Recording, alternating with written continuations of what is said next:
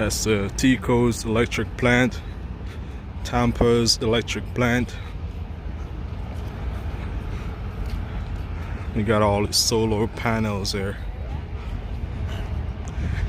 But it's a regular parking spot, but they have a overflow parking space. But it is so far away from the venue itself, man. Pulling up to the entrance. It took us a long time to get over here.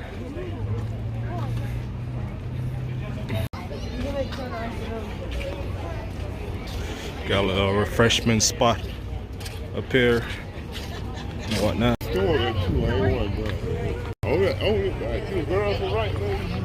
It's the entrance to the spot right there.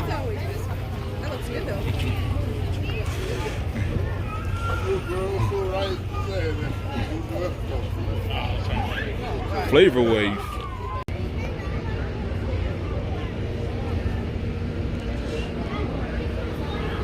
Let's see what they have over here. We got stingrays.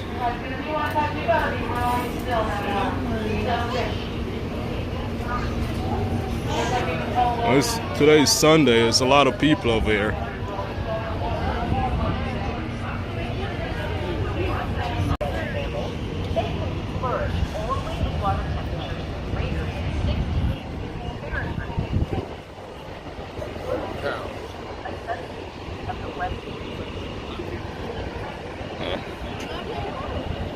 We'll check over this side. There's a lot of people over here, so I guess they're over here.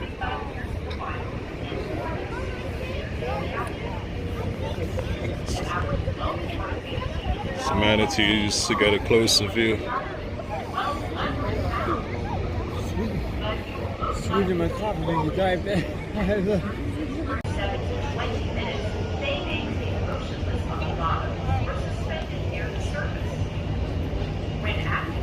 One got a scar. Got a scar right there.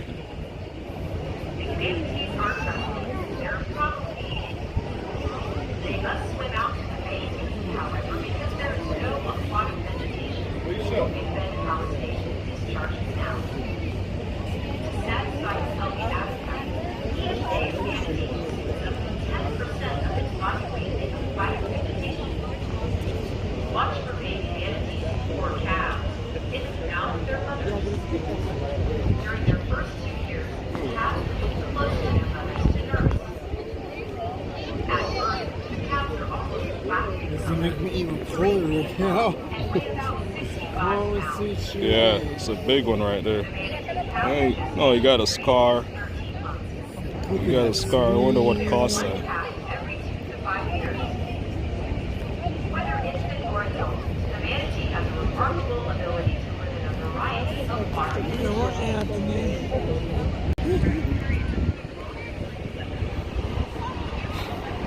Yeah. See, it's the Tampa electric plant. And this is the bay. Let's take it right back out into Tampa Bay. Man, there's a lot of fishes right there. It feels good out here, Raquel. Come out for Christmas.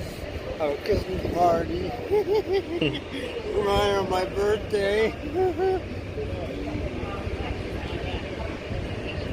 How much is it costing? 4, 5. This place is packed, bro. Everybody have a It's a whole bunch of them over there. This how packed it is. It's today's Sunday.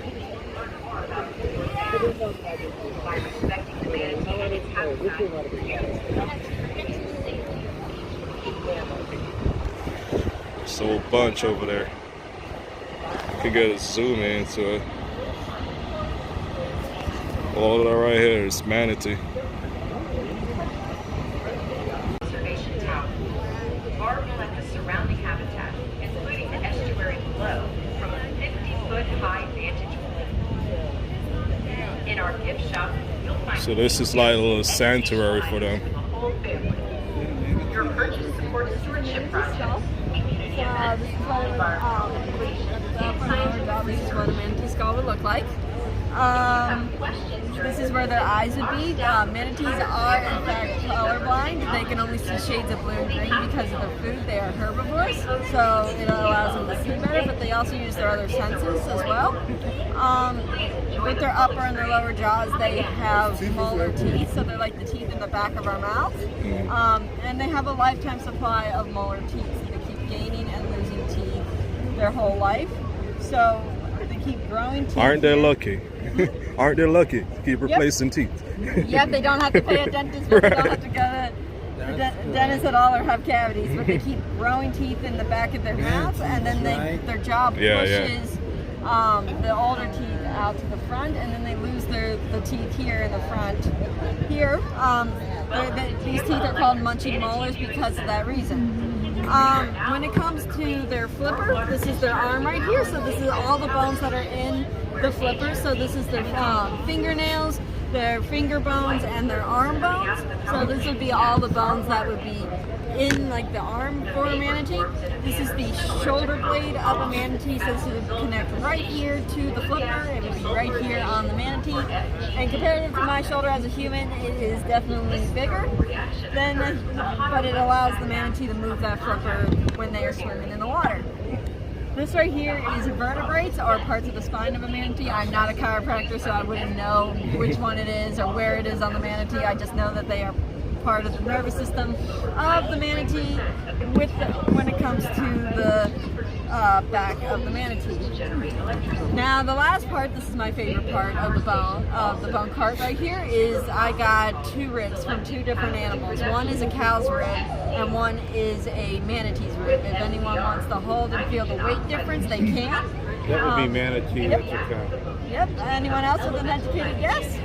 No? Okay, well, you were absolutely right, sir. This is a manatee's rib because manatees needed to be heavier in order to dive down and get to the seagrass, but then they're also buoyant because of the cartilage in their body in order to come back up and breathe for air.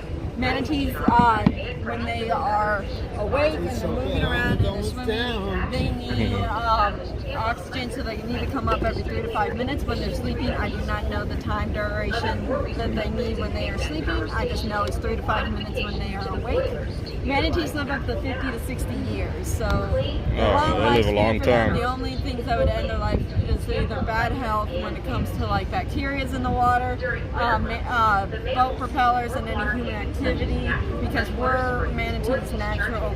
We're not natural predators, but we're the predators for manatees because of the boat activity and the pollution in the water.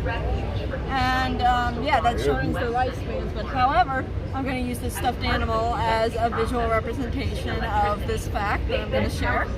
This is the size of what a newborn manatee would look like when they're first born. It's a newborn manatee. So when they are first born, they would get up to this size. They are 60 to 65 pounds when they are first born.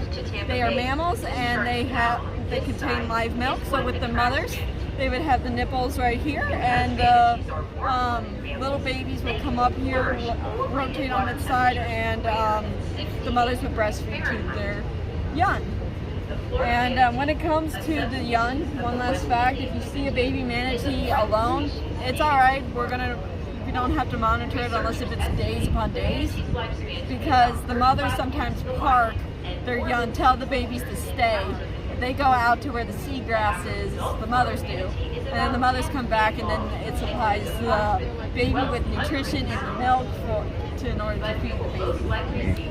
So other than that, that's all the facts I have with the bone cart, and I hope you guys are enjoying your day at the Manatee Breeding Center. Thank you. Near the surface.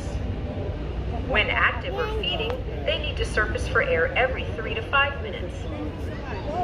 If manatees aren't resting, they're probably eating.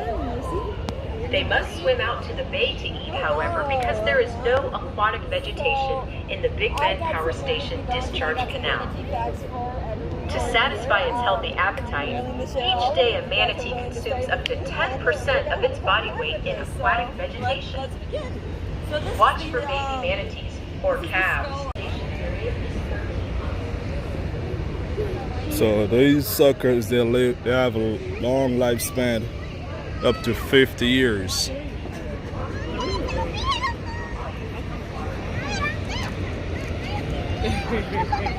There's a bunch of them over there. So this is the area of sanctuary for them. You see wildlife. Yes, not wildlife. Researchers counted more than 6,000, a record at this time. But each it's a year, wedge. hundreds of manatees die from the cold, collisions with boats, and other causes. Some estimates show boats caused between a quarter and a third of all manatee deaths. In fact, researchers identify manatees by the scar patterns left by boat hulls and propellers. If you see manatees in the wild, do not interfere with them, and be sure not to feed them or give them water. In boats, remember to slow down in manatee habitats and to obey the posted waterway signs. It also helps to wear polarized sunglasses. They reduce the sun's glare on the water. Welcome to Tampa Electric's Manatee Viewing Center. You are now over the clean, warm water discharge canal at Big Bend Power Station, where nature meets technology. The white plumes coming out of the power plant stacks are water main. So guys, so this is a nice environment for you to take your family. As you can see, there's a lot of family out here. It's a nice little spot. It's in Ruskin. It's close to Apollo Beach in Florida, in South Florida. It's a nice little spot. So we have to wear a mask inside of here.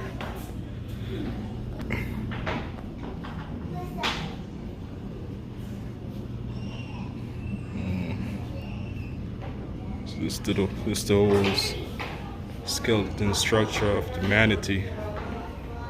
Charity, there's a tunnel we can go through. There's a tunnel. They got the T-bone.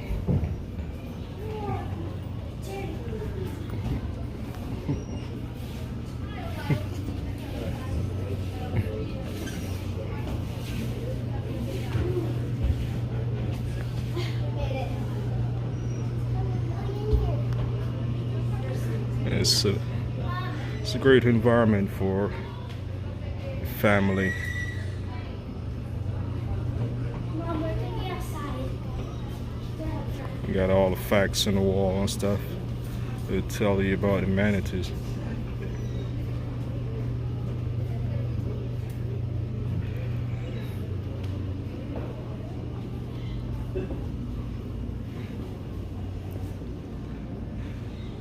How do you know measure out? How do you measure out?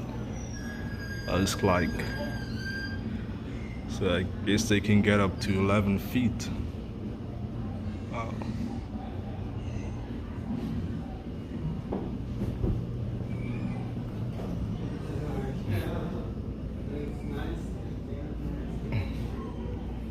So all the manatee that pass on.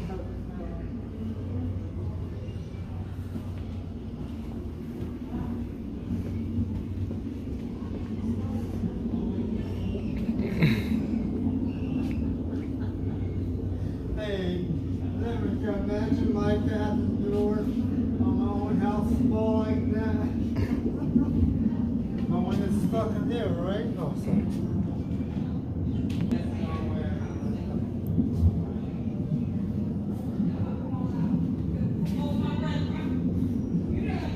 So it's the red tide. The red tide passed through Tampa Bay water, and for majority of the west coast of Florida. So it kills the fish and other sea creatures. So the red tide is like a microorganism. It says microscopic organism in the water that basically grows out of control. So what it does, it suffocates the animals in the water. So reduce the oxygen, and once they don't have the oxygen, your We'll go down to the beach, and there will be nothing but dead fish floating on the water or on the shore. This is some fun facts for you guys. So the lentil lungs always help the manatee rise and sink in the water. Manatee stores oxygen in the lungs just like us. Well, yeah. You can remain underwater up to 20 minutes. Okay, so it's pretty much some fun facts.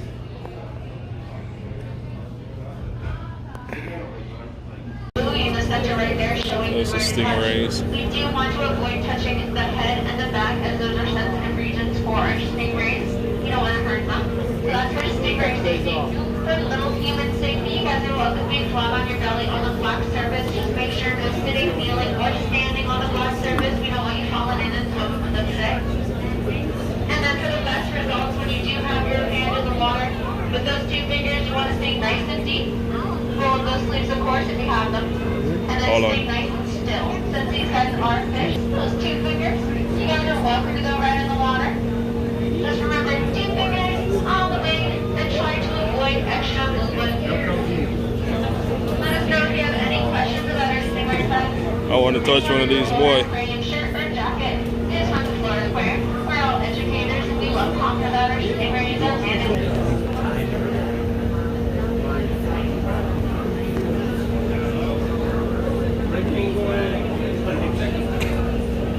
Yeah, so what they're saying, if you put 2 fingers in the water and remain still, and they will swim up to you. They will? Yeah, no sudden movements. They're nervous, right? Yep, so 2 fingers on their wings so they come up like that. When they feel nice and safe, they'll be right at the surface where you can say hello with those 2 fingers. If they don't want to be touched though, they can always swim away, swim down, since they do feel those vibrations from far away. They can avoid. And it is completely up to them. Touching is always voluntarily on their part, of course. This is their habitat, this is their home. If they don't want to be touched, they can swim down, swim away, or swim right to the center. Drink over there, please. Oh, Sorry. But with the most yeah. It's a long walk back. Like I said, if you want to park close to the venue, you have to come early. If not, because there's always a lot of people here. That's what I get to understand. So you know, first come, first serve. First arrive early, you get us privilege of parking close to the venue. If you come late like us, you get to go park in the overflow, which is a pretty decent walk. Or should I say, pretty decent trek, because it's like a trail. But if you want to get some exercise in, you can park in the overflow and just walk. It's a long walk, but I'm built for this, bro. I'm built for this, so let's go. And make sure you got proper shoes. It's just a surface. Wear comfortable shoes and you'll be alright. The nature trail, 10 a.m. to 4 p.m. Snakes are there somewhere, right? A nice nature walk.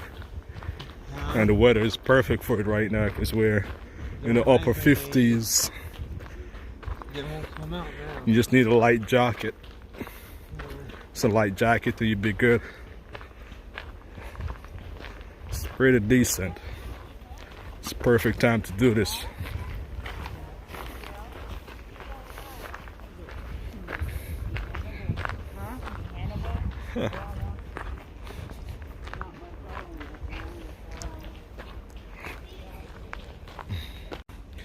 Got these bench along the way. If you feel tired, just take a sit and continue.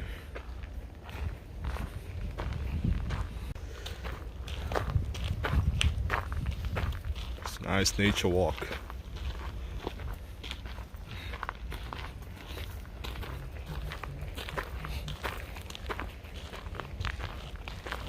Cool about this place too, if you should ever get lost, you can just call whoever and say, hey, my location is M, and they can find you in case of emergency. You just tell them where you're at. So they got this stuff placed strategically right through the trek. So if you should ever get lost, you will be easily find. All you gotta do is just call and say, hey, my location is J, or my location is M whatsoever, and it will find you. So we're going to the overflow parking. So got observation tower back that way, clean energy observation. So we made it. We weren't lost. There was no need to call the emergency hotline and say, hey, I'm at M, come get me. So we find a way back to the overflow parking. It's a cool place, man.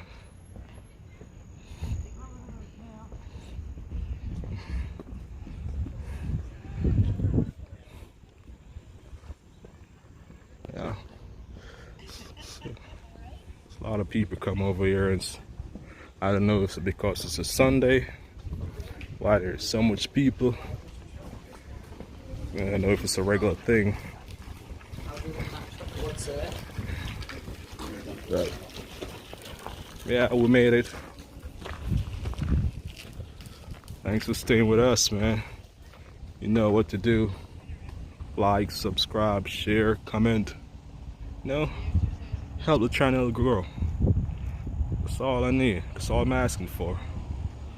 Quite simple.